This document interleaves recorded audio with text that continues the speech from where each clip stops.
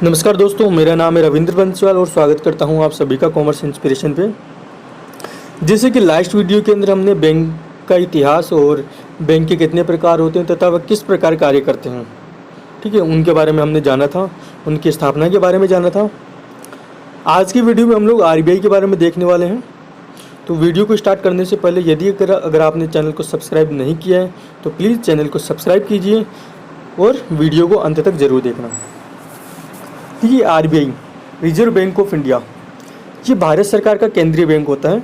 इसे हम बैंकों का बैंक तथा अंतिम ऋणदाता के नाम से भी जानते हैं, ठीक है।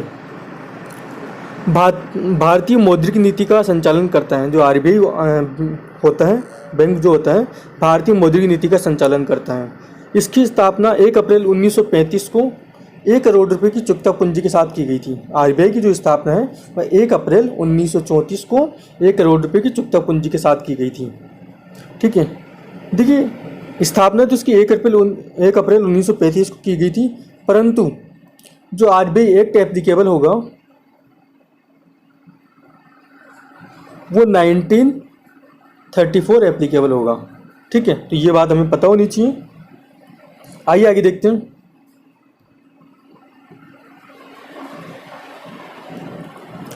आरबीआई के केंद्रीय निदेशक मंडल, सेंट्रल बोर्ड ऑफ डायरेक्टर्स के सदस्य आरबीआई का गवर्नर और डिप्टी गवर्नर होता है, ठीक है। आरबीआई के सामान्य प्रबंधन और निर्देशन का कार्य 21 सदस्यों पर आधारित है। सेंट्रल बोर्ड ऑफ डायरेक्टर को सौंपा जाता है, ठीक है। आरबीआई का केंद्रीय बोर्ड जो मुंबई में स्थित है, कि अतिरिक्त 3 स्थानीय बोर्ड भी हैं। आरबीआई का केंद्रीय बोर्ड मुंबई के अंदर उपस्थित है और इसके अलावा, जो कि मुंबई में उपस्थित है, उसके अलावा 3 अतिरिक्त स्थानीय बोर्ड और भी हैं। वो कहाँ कहाँ हैं देखते हैं। कोलकाता, मद्रास जो कि चेन्नई के अंदर उपस्थित है, और न्यू दिल्ली। देखिए, जहाँ आरबीआई का कार्यालय नहीं होता है वहाँ पर एसबीआई आरबीआई के प्रतिनिधि के रूप में कार्य करता है, ठीक है। जो एसबीआई है वह आरबीआई के प्रतिनिधि के रूप में कार्य करता है।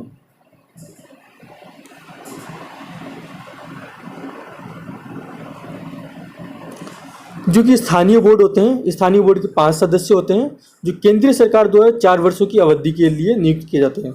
स्थानीय बोर्ड जैसे कि मैंने आपको 3 बताए थे, कौन कौन से, कोलकाता, चेन्नई और न्यू दिल्ली, ठीक है। जिसके जो सदस्य होते हैं वो 5 सदस्य होते हैं, और उनका जो 5 सदस्य होते हैं वो केंद्र सरकार द्वारा नियुक्त किए जाते हैं और 4 वर्षों के लिए किए जाते हैं, ठीक है।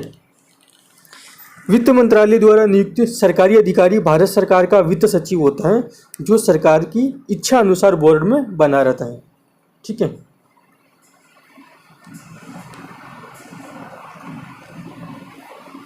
अब हम देखने वाले हैं केंद्रीय बोर्ड, आरबीआई की सहायक संस्थाएं, ठीक है।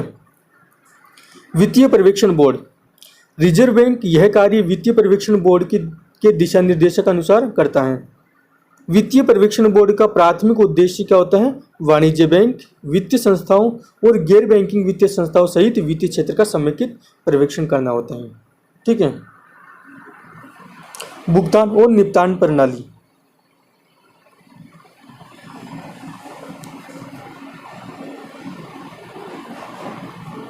भुगतान और निपटान प्रणाली के विनियमन और पर्यवेक्षण संबंधी बोर्ड। भुगतान और निपटान प्रणाली की निगरानी केंद्रीय बैंक का कार्य है। केंद्रीय बैंक का मतलब आरबीआई का कार्य है, जिसके द्वारा मौजूदा और नियोजित प्रणालियों की निगरानी के माध्यम से सुरक्षा और दक्षता का मतलब पूर्णता के उद्देश्यों को बढ़ावा दिया जाता है। तीसरा जो इसके संस्थान है वह अनुसंधान संस्थान है, जिसे हम रिसर्च इंस्टीट्यूट भी बोलते हैं। विभिन्न बैंकिंग नियमन गतिविधियों पर आधारित रिजर्व बैंक को सलाह देने के लिए अनेक अनुसंधान संस्थान स्थापित किए गए हैं। ये संस्थान बैंकिंग मामलों के अतिरिक्त भी आर्थिक विकास एवं तकनीकी विकास पर भी भारतीय रिजर्व बैंकों को सहायता देते हैं, ठीक है। देखिए, जो अनुसंधान संस्थान है वो बैंकिंग मामलों के अतिरिक्त आर्थिक विकास और तकनीकी विकास के अंदर भी भारतीय रिजर्व बैंक को सहायता देते हैं। इनमें राष्ट्रीय बैंक प्रबंधन संस्थान NIBM जो कि पुणे में उपस्थित है, और इंदिरा गांधी विकास अनुसंधान संस्थान जो कि मुंबई के अंदर उपस्थित है। बैंकिंग तकनीकी विकास अनुसंधान संस्थान जो कि हैदराबाद के अंदर उपस्थित है, ये प्रमुख हैं, रिसर्च के संस्थान हैं। ठीक है, आगे इसके अंदर सहायक संस्थान। सहायक संस्थान क्या होती है? आरबीआई के सहायक संस्थानों में निम्नलिखित प्रमुख हैं। कौन कौन से हैं? पूर्ण स्वामित्व वाला राष्ट्रीय आवास बैंक NHB, ठीक है, नेशनल हाउसिंग बोर्ड। दूसरा आ जाएगा इसके अंदर डिपॉजिट इंश्योरेंस गारंटी कॉरपोरेशन, जिसे हम शॉर्ट के अंदर DICGC बोलते हैं। भारतीय रिजर्व बैंक, आगे देखते हैं, भारतीय रिजर्व बैंक नोट मुद्रण प्राइवेट लिमिटेड, जिसे शॉर्ट के अंदर BRB एंड MPL शामिल है। इसके अतिरिक्त नाबार्ड में भी आरबीआई की बड़ी हिस्सेदारी है। नाबार्ड को हम एक वीडियो के अंदर विस्तार से जानेंगे, नाबार्ड क्या होता है तथा इसके कार्य क्षेत्र क्या क्या होते हैं। ठीक है, आगे हम लोग देखते हैं।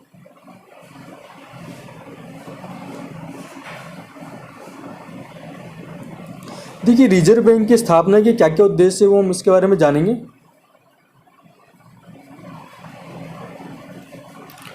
मुद्रा व साख का समुचित प्रबंधन करना, जो कि भारत के अंदर मुद्रा अगर ज़्यादा होती है या कम होती है तो उसके साख का प्रबंध जो है वो आरबीआई के द्वारा किया जाता है।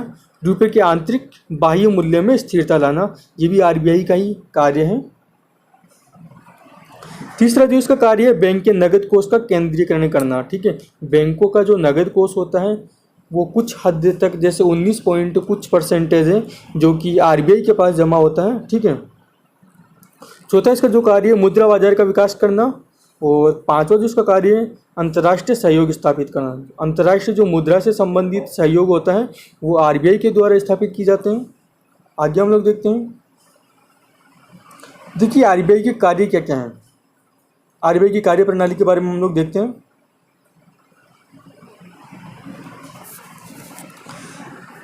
आरबीआई को बैंकों का बैंकर तथा अंतिम ऋणदाता के नाम से भी जाना जाता है। जिस प्रकार, देखो, बैंक जिस प्रकार अपने ग्राहकों के लिए बैंकर की तरह कार्य करता है और ढेर सारी मौद्रिक सुविधाएं प्रदान करता है, उसी प्रकार भारतीय रिजर्व बैंक आरबीआई भी बैंकों के लिए मौद्रिक सुविधाएं प्रदान करता है और बैंकों के बैंकर की भूमिका का संपादन करता है। जिस प्रकार एक बैंक के अंदर कोई कस्टमर, खाता धारक अपनी सुविधाएं लेता है, उसी प्रकार आरबीआई के द्वारा भी बैंकों को सुविधाएं प्रदान की जाती हैं। ठीक है, रिजर्व बैंक का समाशोधन गृह कार्य।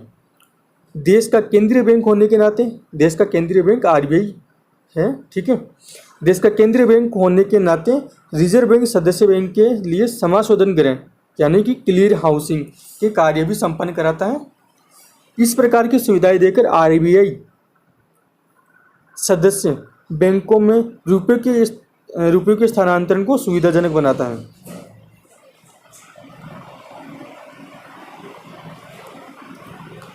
रिजर्व बैंक और आर्थिक आंकड़े एकत्रित एवं प्रकाशित करने का कार्य है। देखिए, रिजर्व बैंक का जो आर्थिक आंकड़े एकत्रित करने का भी कार्य और उन्हें प्रकाशित करने का कार्य भी होता है। रिजर्व बैंक मुद्रा, शाख बैंकिंग, वित्त, कृषि एवं औद्योगिक उत्पादन आदि से संबंधित आंकड़े एकत्रित करता है और उनके आधार पर निकाले गए निष्कर्षों को रिपोर्टों के रूप में प्रकाशित करता है। प्रकाशित कहाँ करता है? अखबारों, टीवी वगैरह के अंदर प्रकाशित करता है। ठीक है, रिजर्व बैंक द्वारा प्रकाशित आर्थिक आंकड़े देश की आर्थिक समस्याओं को समझने में बहुमूल्य सहायता प्रदान करते हैं। आगे हम लोग इसके कार्य देखते हैं, एक दो कार्य और बचे हैं। रिजर्व बैंक और साख का नियंत्रण। केंद्रीय बैंक होने के नाते रिजर्व बैंक सदस्य बैंक द्वारा निर्मित की गई साख की मात्रा पर नियंत्रण रखता है और इस उद्देश्य की पूर्ति के लिए बैंक दर, खुले बाजार की क्रियाओं तथा अन्य उपायों का आश्रय लेता है। ठीक है, आगे हम लोग देखते हैं।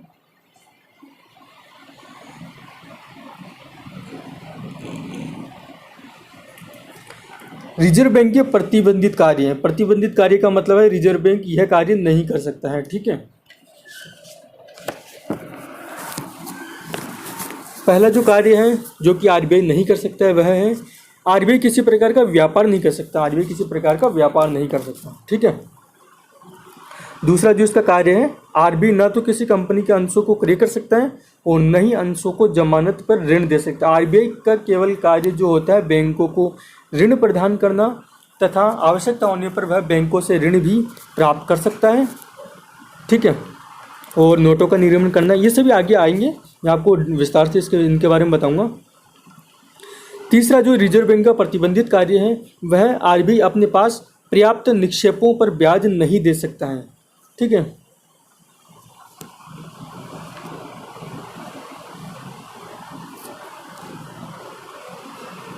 आरबीआई अचल संपत्ति की जमानत पर कोई ऋण नहीं दे सकता है।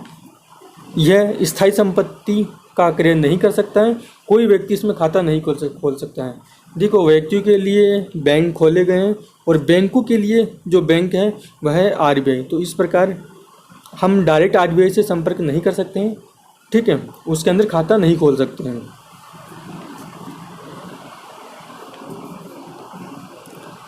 रिजर्व बैंक की मौद्रिक नीति। भारत में मौद्रिक नीति का संचालन आरबीआई के माध्यम से किया जाता है। आरबीआई के अंदर जो मौद्रिक नीति का संचालन है वो आरबीआई के माध्यम से किया जाता है। ठीक है। देखिए, मौद्रिक नीति के कुछ उपकरण भी दिए हुए हैं यहाँ पे। मौद्रिक नीति से आशय मुद्रा व साख की मात्रा को नियंत्रित करने से। मौद्रिक नीति का जो आशय होता है वह देखो पैसों और क्रेडिट की मात्रा को नियंत्रित करने से होता है। यदि बाजार में अगर ज़्यादा मुद्रा आ जाए, ज़्यादा क्रेडिट हो जाए तो इससे भी प्रॉब्लम हो जाती है, और कम हो तो भी प्रॉब्लम आ जाती है। तो इसका जो नियंत्रण करता है वह आरबीआई के द्वारा किया जाता है। ठीक है। मौद्रिक नीति के उपकरण दो प्रकार के होते हैं। पहला है परिमाणात्मक साख नियंत्रण और दूसरा है गुणात्मक साख नियंत्रण। ठीक है। परिमाणात्मक को हम क्वांटिटी बोलते हैं और गुणात्मक को हम क्वालिटी बोलते हैं। ठीक है। आइए इनके बारे में विस्तार से हम लोग जानते हैं।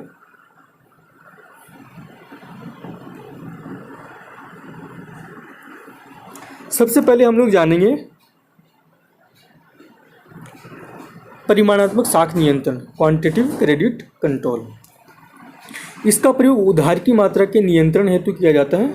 इसको सामान्य साख नियंत्रण भी कहते हैं। ठीक है। इसमें निम्न को शामिल किया जाता है। देखिए, क्वांटिटेटिव साख नियंत्रण की 4-5 टेक्निक्स हैं, वो हमको याद रखनी जरूरी है क्योंकि एग्जाम के पॉइंट ऑफ व्यू से बहुत ही इंपॉर्टेंट है। ठीक है।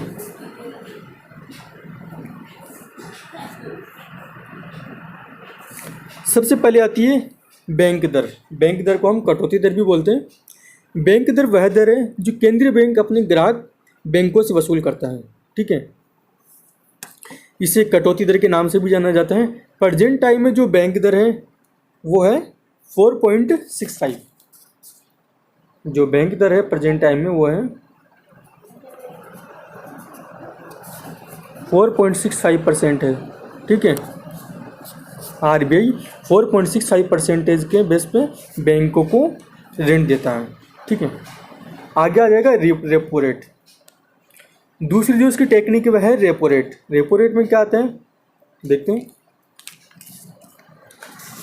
देखिए, वह दर जिस पर देश का केंद्रीय बैंक वाणिज्य बैंक को अल्पकाल के लिए मुद्रा उधार देता है। इनका मूल उद्देश्य मुद्रास्फीति को रोकना होता है।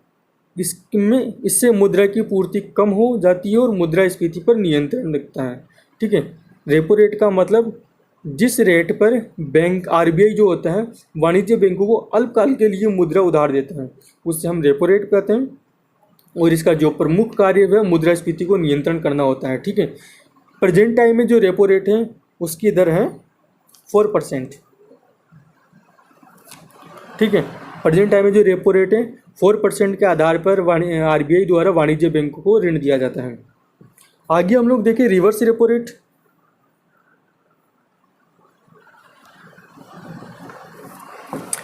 जिस दर से केंद्रीय बैंक वाणिज्य बैंकों से ऋण कर्जा लेता है और ब्याज देता है उसे हम रिवर्स रेपो रेट कहते हैं।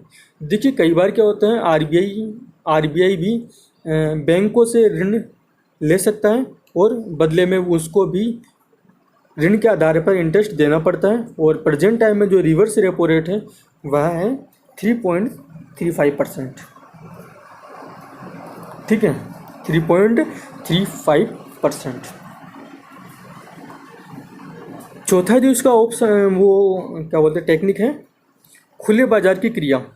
जब देश में साख की मात्रा को संकुचित मतलब कम करना हो, देश साख की मात्रा को कम करना हो तो केंद्रीय बैंक खुले बाजार में आकर प्रतिभूतियों को जो सिक्योरिटीज होती है उनको बेचता है, जिससे बैंकों के पास नगद राशि घट जाती है। ठीक है। क्योंकि नगद राशि इसलिए घट जाती है क्योंकि बैंकों द्वारा आरबीआई के माध्यम से जो प्रतिभूतियां बेची जाती हैं उनके द्वारा खरीद ली जाती हैं। और इसके विपरीत जब देश में साख की मात्रा का विस्तार करना होता है तो केंद्रीय बैंक खुले बाजार में आकर प्रतिभूतियों को खरीद लेता है, जिससे आरबीआई के पास जो पैसा है वह बैंकों के पास चला जाता है और बैंकों से हम जैसे लोगों तक आ जाता है पैसा। ठीक है, जो आरबीआई के बैंकों के अंदर जो खाता धारक होते हैं उनके पास पैसा आ जाता है।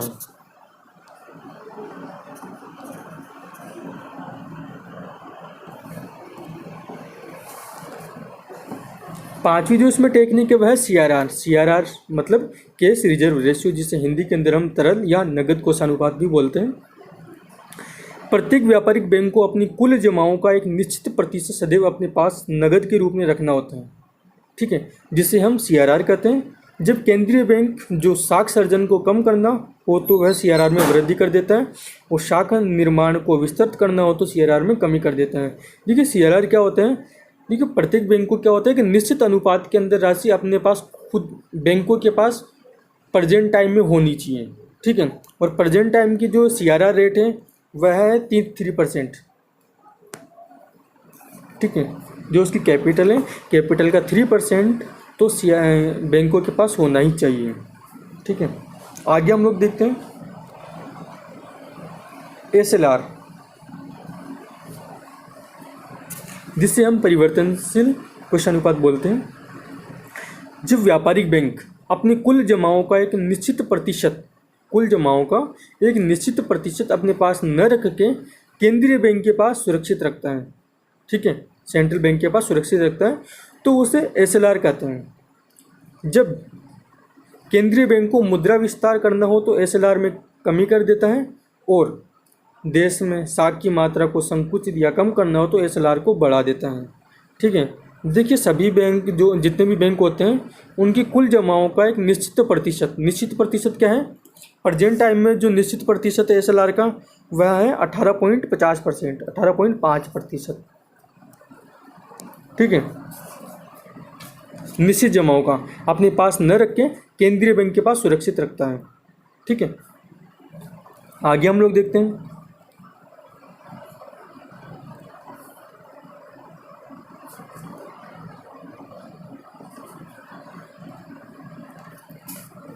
मार्जिनल स्टैंडिंग फैसिलिटी रेट, जिसे हम शॉर्ट के अंदर हम MSF भी बोलते हैं, और हिंदी के अंदर हम इसे सीमांत स्थायी सुविधा रेट भी बोलते हैं। MSF के अंतर्गत कम से कम 1 करोड़ रुपए का लोन लिया जा सकता है। कोई भी बैंक आरबीआई से अधिकतम उतना ही राशि का MSF ले सकता है जितनी उसकी शुद्ध मांग और टर्म दायित्व, जिसे हम इंग्लिश के अंदर net demand and time liability, और इसको शॉर्ट के अंदर बोले तो NDTL का 1% होता है। दूसरे शब्दों में अगर हम इसे जानें तो कोई भी बैंक की अधिकतम मैक्सिमम अपने जमा एवं उधार की कुल राशि टोटल अमाउंट का 1% ही ऋण ले सकता है।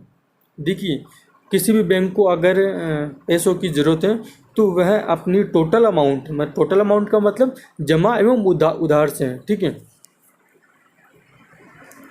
का 1% तक ऋण ले सकता है, और प्रेजेंट टाइम में इसकी जो इंटरेस्ट रेट है वह है 4.65%। ठीक है, आगे हम लोग देखते हैं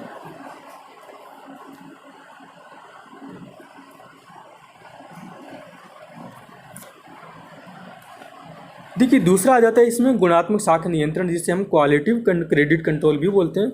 किसी क्षेत्र विशेष में साख का विस्तार करने के लिए इसमें केंद्रीय बैंक कुछ विशेष रियायत छूट द्वारा वह कम उत्पादित क्षेत्र में बन रही साख को अधिक उत्पादक क्षेत्र में स्थानांतरित करने का प्रयास करता है। इसके अंदर क्या होता है, मतलब गुणात्मक साख नियंत्रण के अंदर इसके अंदर जो क्वांटिटिव जो दरें होती हैं उसके आधार पर कार्य नहीं करता है। इसके अंदर छूट द्वारा कम उत्पादन क्षेत्र के अंदर बन रही साख को अधिक उत्पादन क्षेत्र में स्थानांतरित करने का प्रयास करता है। ठीक है, सबसे पहला इसके अंदर आता है साख राशनिंग।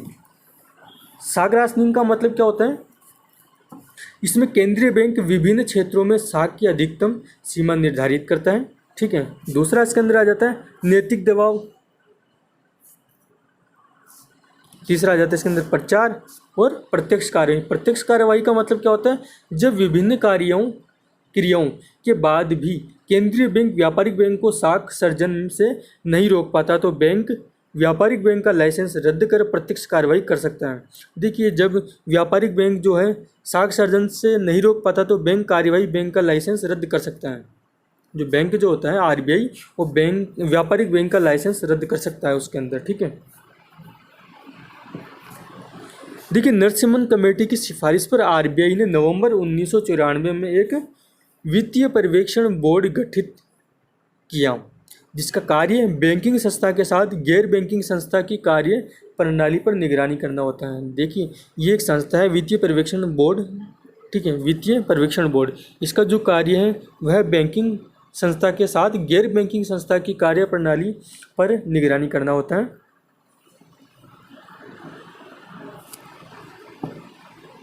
1 जनवरी 1995 से आरबीआई ने 2 नए विभाग स्थापित किए हैं। पहला है मानव संसाधन विकास विभाग और दूसरा है सूचना तकनीकी विभाग। ठीक है, देखिए, आरबीआई से संबंधित कुछ बातें और हैं जो मैं आपको बता देना चाहता हूँ कि वर्तमान समय में आरबीआई करेंसी नोट जारी करने के लिए न्यूनतम निधि पद्धति अपनाती है। ठीक है, आरबीआई से नोट करेंसी जारी करने के लिए न्यूनतम विधि पद्धति अपनाती है। ठीक है, इस पद्धति में आरबीआई के पास स्वर्ण एवं विदेशी ऋण पत्र कुल मिलाकर किसी भी समय 200 करोड़ रुपए से कम होने चाहिए। देखिए, यदि आरबीआई को करेंसी नोट अगर जारी करने तो उसके लिए आरबीआई के पास 200 करोड़ रुपए के मूल्य से कम होने चाहिए क्या, स्वर्ण और विदेशी ऋण पत्र। ठीक है, जिसके अंदर से स्वर्ण मतलब गोल्ड का मूल्य जो है 115 करोड़ होना आवश्यक है और बाकी बचे जो है 85 करोड़ वो विदेशी ऋण पत्र में हो सकते हैं। ठीक है, देखिए, वर्तमान में सरकार द्वारा 1 रुपये के नोट की तथा रिजर्व बैंक द्वारा 2 रुपये के करेंसी नोट की छपाई बंद है वर्तमान के अंदर। इसके स्थान पर 1 व 2 रुपये के सिक्के प्रचलन में। और मैं आपको बता देना चाहता हूँ कि आरबीआई के द्वारा 1 रुपये के नोट के अलावा बाकी सभी नोटों का निर्गमन आरबीआई के द्वारा किया जाता है। ठीक है, आज के लिए इतना ही दोस्तों, मिलते हैं नए वीडियो में एक नए टॉपिक के साथ। तब तक के लिए नमस्कार।